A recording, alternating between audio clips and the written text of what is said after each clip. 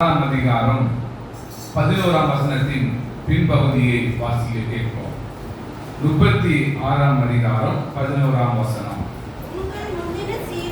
உங்கள் முந்தின சீரை பார்க்கிலும் உங்களுக்கு நற்சீர் உண்டாக செய்வேன். அதனால் இயேசு கர்த்தர் என்று நீங்களும் அறிந்து கொள்வீர்கள். மற்றவர்களுக்கும் அறிந்து கொள்ள யார் வைப்பார்? இயேசு வைக்க உண்மை உள்ளவராயிருக்கிறார். ஏன் இந்த வசனத்தின் முந்தின சீரை பார்க்கிலும் எனக்கு நான் நல்லாதான் இருக்கேன், எனக்கு என்ன சீர் வேணும் அப்படி நினைக்கிறீங்களா? உங்களுக்கு இன்னும் நற்சீர் வேண்டும் என்று தேவன் விரும்புகிறார். எனக்கு எல்லாம் இருக்கு, எனக்கு இன்னும் என்ன? உங்களுடைய வாழ்க்கையில நற்சீரை கர்த்தர் உண்டாக்க அவர் உண்மை உள்ளவராக இருக்கிறார். அந்த நற்சீர் மனிதனால் என்ன செய்ய முடியாது, கொடுக்க முடியாது, மனுஷியால் கொடுக்க முடியாது. அந்த நல்ல சீர் இயேசுதான் உங்களுக்கும் எனக்கும் கொடுக்க முடியும். மனிதன் கொடுக்கிறதெல்லாம் இந்த உலகத்தில் இருக்கிற நாட்கள் வரைதான். தேவன் கொடுக்கிறது இந்த உலகத்திலும் கொடுப்பார். என்ன செய்வார்கள்? மறுமையின் வாழ்க்கை தான் இது நல்ல சீர்னு நான் சொல்லுவேன். அல்லேலூயா, அல்லேலூயா. தேவன் வசனம் முதலாவது தேவனுடைய ராஜ்யத்தையும் அவருடைய நீதியையும் தேடுங்கள், அப்பொழுது இந்த உலகத்தில் உள்ள எல்லா சீரும் என்ன செய்வாரு? கொடுக்க இயேசு உண்மை உள்ளவராக இருக்கிறார். ஹல்லேலூயா, ஹல்லேலூயா. கண்களை மூடி தேவனை நோக்கி பார். பேசும் பேசும் ஜெபம் செய்யும் போது ஆண்டவா பிரியமானதே இப்போ சொல்லும் செய்ய ஆயத்தா. ஆண்டவா பிரியமானதே இப்போ சாட்டும் செய்ய ஆயத்தா. மகனே, கர்த்தர் உன்னை நினைத்திருக்கிறார். இந்த வாழ்க்கையிலே உபத்திரங்கள் வரலாம், பாடுகள் வரலாம். அதையும் தாண்டி செல்வதற்கு இயேசு உனக்கு வழிகாட்ட உண்மை உள்ளவராக இருக்கிறார். அந்த இயேசுவை இன்னும் தேடு, இன்னும் நம்பு, இன்னும் அவருக்கு பயப்படு. அவர் உனக்கு துணையாய் வருவார், உனக்கு கேடகமாய் இருப்பார். Thank you Lord. ரிகோ ரபோ ரிகபல சபா லிகபா. மகளே, உன் தாய் உனக்கு ஒரு சீர் கொடுத்திருக்கலாம், உன் தகப்பன் உனக்கு ஒரு சீர் கொடுத்திருக்கலாம். அது இந்த உலகத்தில் உள்ள சீர் தான். தேவன் கொடுக்கிற சீர் பரலோகம் என்ற சீரை பெற்றுக்கொள்ள ஆயத்தமா? எத்தனை தங்கம் இருந்தாலும் என்ன, எத்தனை வசதி இருந்தாலும் என்ன, எத்தனை வீடு இருந்தாலும் என்ன, தேவன் கொடுக்கிற சீர் நற்சீர்.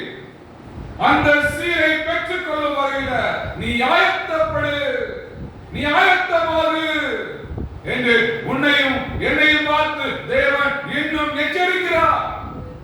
செவி கொடுத்தால் நலமாய் இருக்கும், செவி விடாமல் போனால் உன்னுடைய வாழ்க்கை வேதனைக்குரியதாய் மாறும்.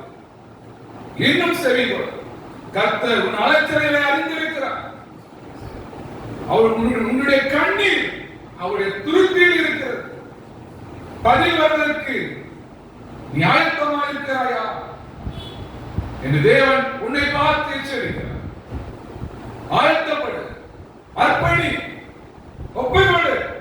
தேவன் பார்த்துக்கொள். நீ பார்க்க முடியாது, நீ செய்ய முடியாது, நீ சாதிக்க முடியாது. தேவன் பார்த்துக் கொள்வார். ஆபிரகாம் சொன்னான், தன்னுடைய மகன் சொன்னான், என்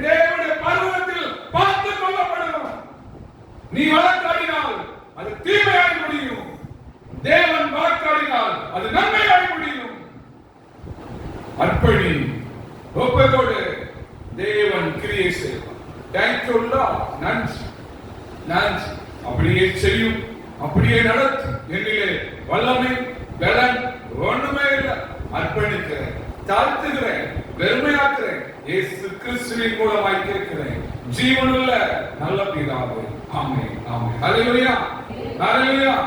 தூரம் திரிந்த சீயோனே உன்னை போற்றி எடுத்து கரத்தில் ஏற்றி தூரம் திரிந்த சீயோனே ஆரெங்கள் போற்றி நடக்கறி உன்னை மனமாக்கி ஆக்கின எம்மை ஆரெங்கள் போற்றி நடக்கறி உன்னை மனமாக்கி ஆக்கினது தானே இப்போதே திரு சமையாதே கவி பாடி பாடி தந்தானே இப்போதே.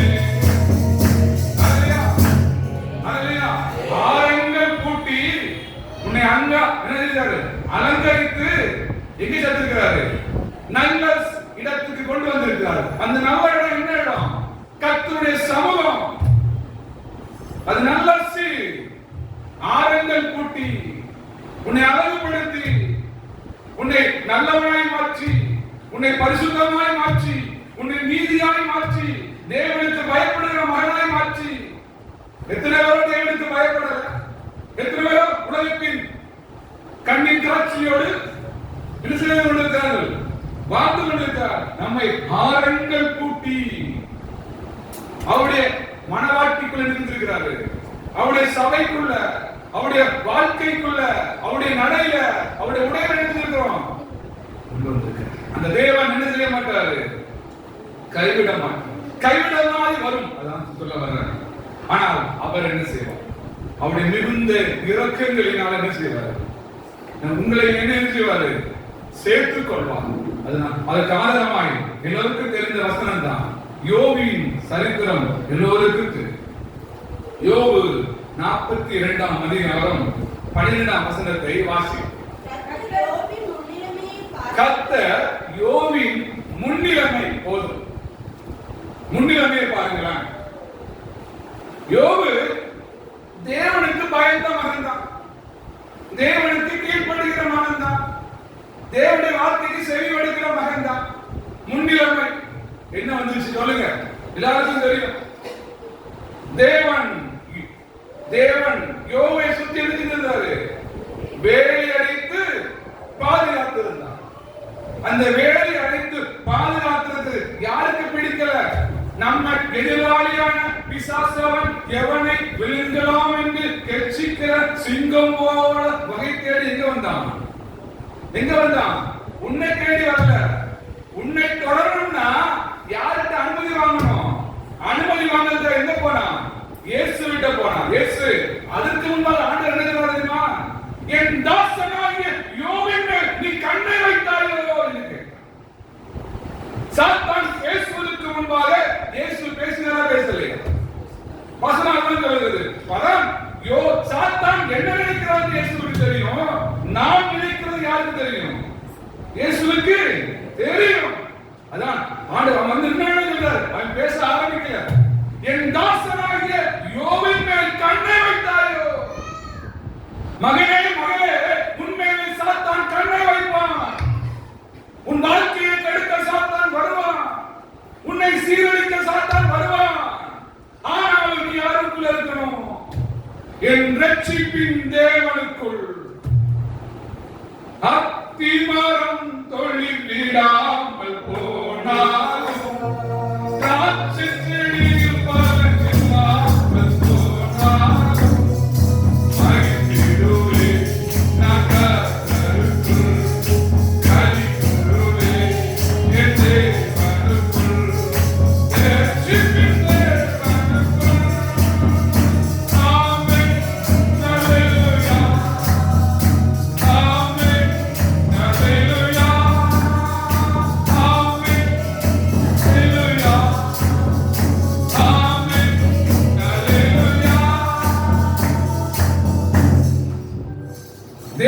என்ன செய்யலாம்?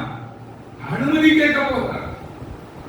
அப்போதான் ஆண்டவர் முதலாவது சொல்லிட்டாரு, கேட்பதற்கு முன்பாக, எஸ் ஆண்டவரே, நீர் அவனுடைய கூடாரத்துக்குள்ள, அவனுடைய வஸ்துக்குள்ள நான் என்ன செய்ய முடியல, நுழைய முடியல. முதலாவது கண் வைப்பான், இரண்டாவது நுழைவதற்கு அனுமதி இயேசுவிடத்தில் கேட்பான். எப்படி கேட்பான்? என் பிள்ளை நல்லதான் கோயிலுக்கு போறா, நல்லதான் ஜெபிக்கிறா, நல்லதான் உபவாசம் போடுறா, நல்லதான் காத்திருக்கிறா, நல்லதான் ஆண்டவருக்கு காணிக்கை கொடுக்கிறா. ஆனாலும் சாத்தான் கேட்கிறான், எல்லாம் ஓகே ஆண்டவரே, கொஞ்சம் எனக்கு அனுமதி கொடுங்க. அவன் குழந்தையை எடுத்தால் என்ன செய்திருவான்? உண்மை மறுதளிப்பான். இன்னொன்னு, அவனுடைய செல்வத்தை எல்லாம் அழிச்சா அவன் என்னை மறுதளிப்பான். மூன்றாவது, அவன் உடம்புல விளைவிட்டு கொடுத்தா என்ன செய்வான்? அவன் என்னை உண்மை மறுதளிப்பான். ஆண்டவருடைய யார் சகோதரர்? சாத்தான். சாத்தானுடைய சவாலுக்கு சந்ததியிடும் பிள்ளைகளா சாத்தானுடைய சோர்வையும் பலவீனத்தையும் கண்டு தோர்ந்து போய் படுத்து கிடக்கிறான். சாத்தானுக்கு என்ன செய்ய வேண்டும்? எதிர்த்து நிற்க வேண்டும். அப்பொழுது உங்களை விட்டு ஓடி போவான். அனுமதி கேட்டவன் ஆண்டவரே, என் மகனை நீ சோதித்தால்தான் நம்புவாயா? என் மகன் எனக்கு இன்று வைராக்கியமாக இருப்பான். இயேசு உங்களுக்கும் எனக்கும் குறித்து ரிசல்ட் கொடுக்க ஆயத்தமா? கொடுக்க ஆயத்தமா? ஆண்டவர் கொடுத்தார். ஓகே, நீ கேட்டது மாதிரி எல்லாவற்றையும் செய்துக்கோ. ஆனால் என் தாசன் என் மேல நம்பிக்கையா இருப்பான். ரிசல்ட் கொடுத்தார் ஆண்டவர். இதே மாதிரி தான் இந்த ஜெபமேதைய மூலியம் 1996 வருடத்தில் ஜூன் மாதம் 30ஆம் தேதி இந்த இடத்திலே மேல் கூடை ஜெப வீட்டிலே தீ கொளுத்தப்பட்டது. 93 இருந்து ஆரம்பித்து ஜெப கூட்டம் நடந்து கொண்டிருக்கிறது. 3 வருடம் கழிந்தவுடனே அந்த ஓலசெட்டு புதிதாக்கப்படுகிறது. பலதாரத்துல புதிதாக்கப்படுகிறது. செவ்வாய்க்கிழமை கூட்டம், ஞாயிற்றுக்கிழமை இரவு நடக்கிறது என்ன? தீ கொளுத்தப்பட்டது. சாத்தான் என் தந்தை சொன்னாங்க, நான் ஜெபித்தேன், ஆண்டவரிடத்திலே கண்ணீர் வடித்து கேட்டேன், நான் என்ன எதற்காக இந்த வேதனை என்று கேட்டேன். அப்பொழுது என் தந்தையோட தேவன் சொன்னாரா, இதை சாத்தான் இடத்துல கேட்டான், நான் அனுமதி கொடுத்திருக்கிறேன், ஆனால் என் மகன் என்னை மறுதளிக்க மாட்டான். ஆண்டவர் உடனே வந்து பேசல, 40 நாள் 41 நாள் வந்து பேசினார். 41 நாள் அழுது கொண்டிருக்கிறாங்க, புலம்பிக் கொண்டிருக்கிறாங்க. சாட்சியின் புக்கில் எழுதப்பட்டிருக்கிறது. அப்பொழுது தேவன் சொன்னார், இதே மாதிரி யோபை சோதிக்க வந்தது போல உன்னை சோதிக்க வந்தான். என் மகன் இந்த ஊழியத்தை விட்டு என்ன செய்வான்? பின்மாறி விட்டு ஓடிடுவான். சாத்தான் சொன்னான், கேஸ் போடலாம், ஃபைல் பண்ணிடலாம், வைக்கிறவங்க கலெக்டர் எல்லாம் பிரச்சனை பண்ணிடலாம். ஒன்றும் தேவன் அனுமதிக்கவில்லை. ஆண்டவர் அதே மாதிரி அந்த திங்கக்கிழமை எல்லாவற்றையும் சுத்தம் பண்ணாங்க. செவ்வாய்க்கிழமை காலையில மதியம் ஆட்கள் தேடி வந்துருவாங்க. அதே இடத்துல அப்படியே பண்ணாங்க. மீண்டும் ஆண்டவர் சொன்னார், இனி என்ன இருக்க வேண்டும்? நிரந்தரமான ஜெபவீடு வேண்டும். தேவன் திட்டம் ஒன்று, சாத்தான் திட்டம் ஒன்று. ஆனால் ஜெயிக்க போவது யாரு? இயேசுவின் திட்டம் தான் என்ன செய்யும்? ஜெயிக்கும். அதற்கு நீங்க நான் என்ன செய்யணும்? ஒப்பு கொடுக்கணும். என்ன வந்தாலும் நினைக்கிறேன், என்ன வந்தாலும் நம்புவே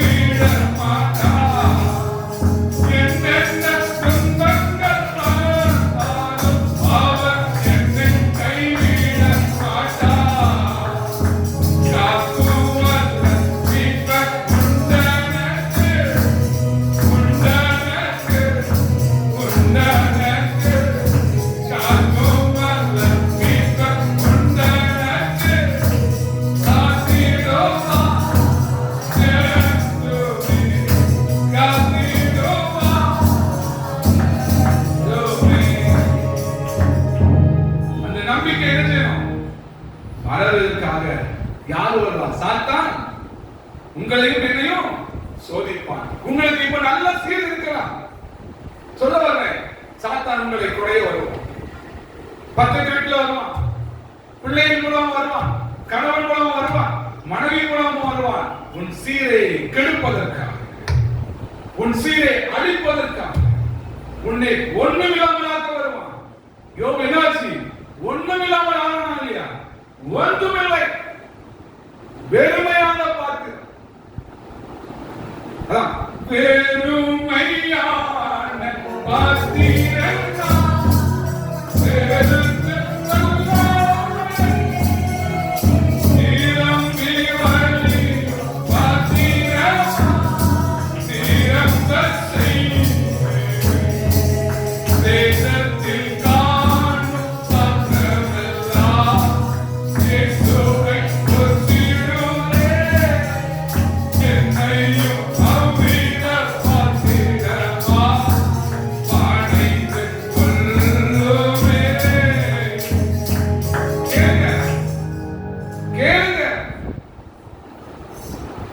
எதுவும் உதவாத யோபை எல்லாரும் மறந்து போனாங்க, சிலைகள் மறந்தாங்க.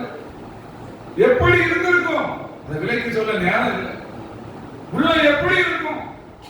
ஒரு பிள்ளை இழந்தாலும் நம்ம உள்ள தாங்க, எல்லா பிள்ளைகளையும் இழந்து போனோம். முந்தின சீரெல்லாம் அழிக்கப்படுகிறது.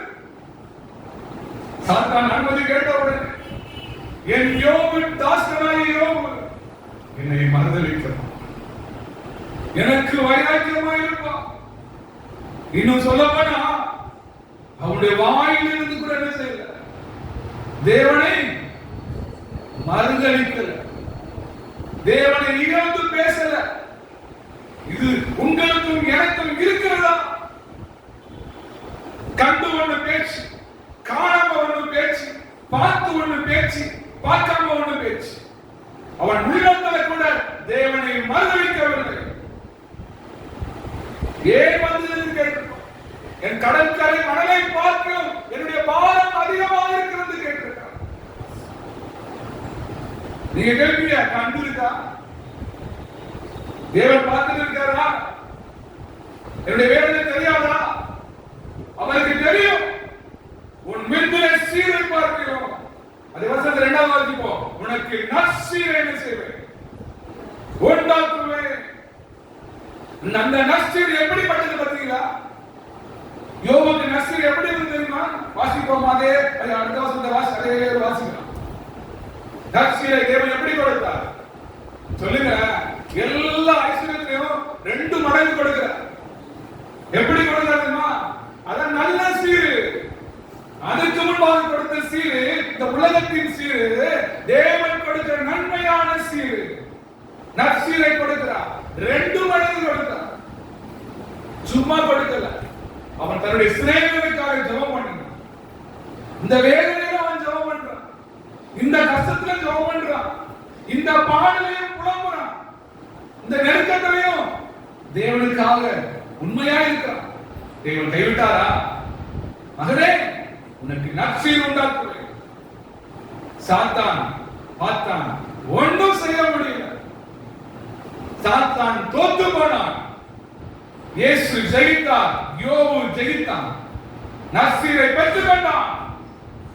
அவன் இந்த உலகத்தில் நற்சீரை கொடுத்தார், நித்திய ஜீவனையும் நற்சீரை பெற்றுக்கொண்டான். எப்படி? இந்த உலகத்திலே அவனுடைய பிள்ளைகளை தேவன் கொடுத்தார். எப்படி கொடுத்தா? சொல்லுங்க சொல்லுங்க. அழகான இந்த தேசத்துல அப்படிப்பட்ட பிள்ளைகளை தேவன் பார்க்காத வகையில் நினைச்சிருக்கிறார். அப்படி கொடுத்தார். எல்லாவற்றிலும் 2 மடங்கு கொடுத்தார். அதுதான் தேவன் கொடுக்கிற ஆசீர்வாதம். இனி சாத்தான் தொட முடியுமா? தொட்டாச்சு, கஷ்டப்படுத்தியாச்சு, வேதனைப்படுத்தியாச்சு, எல்லாம் கேள்வி பார்த்துட்டான். இனி கிட்ட வர மாட்டான். அவன் முட்டு போட்டு செபித்தான்னா அவன் என்ன செய்வான்? முதுக காட்டி ஓடிடுவான். அந்த வைராக்கியம் வேணும், அந்த பலம் வேணும், அந்த அபிஷேகம் வேணும். கேளுங்க, யோபுக்கு கொடுத்தார். அந்த வைராக்கியத்தை எல்லாரும் இருந்தாலும் அவன் 2 மடங்கு பெற்றுக்கொண்டான். நற்சீரை பெற்றுக்கொண்டான். 2 மடங்கு என்றால் தேவனிடத்துல அவன் பெரிதான குழந்தைகள் எடுக்கிறாரு. அதே மாதிரி தொடக்க குழந்தைகளும் அதற்கு முன்பாக எடுக்கிறாரு. அதே குழந்தைகள் எங்க இருக்கும்? நல்ல இடத்துல வச்சுப்பாரு. அந்த பரவத்தை வச்சிருப்பாரு. யோகனு பிள்ளை என்ன அதே டபுளா இருக்கா இல்லையா? கணக்குல இருக்கும். காலையிலையா அவர் நீதி உள்ள நியாயாதிபதி கணக்கு வைக்கிறது. நீங்க நான் என்ன செய்யணும்? கர்த்தருடைய சமூகத்தில் நற்சீரை பெற்றுக்கொள்ளும்.